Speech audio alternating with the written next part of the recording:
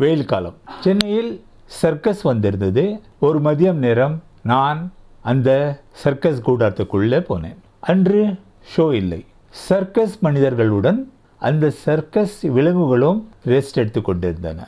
நான் அந்த காலியாக தென்பட்ட சர்க்கஸ் கூடாரங்களில் சுற்றி சுற்றி வந்தேன்.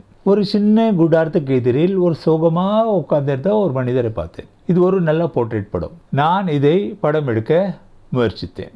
இதை பார்த்த அவர் தன்னுடைய ட்ரௌசர் பாக்கெட்டுக்குள்ளே கைவிட்டு ஒரு சிவப்பு கலர் மூக்கு தொப்பியை எடுத்தார்.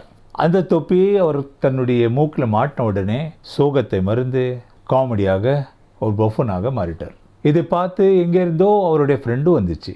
அந்த அம்மா அந்த சர்க்கஸ் பெண்மணி. நான் எதிர்பார்த்த அந்த சோகமான போர்ட்ரேட்டு என் கண்ணுக்கு எதிரில் மறந்து போய் ஒரு ரொமான்ஸ் காமெடியான படங்களாக மாறிச்சு. பஃபன் கிருஷ்ணாவும் ஹுமேராவும்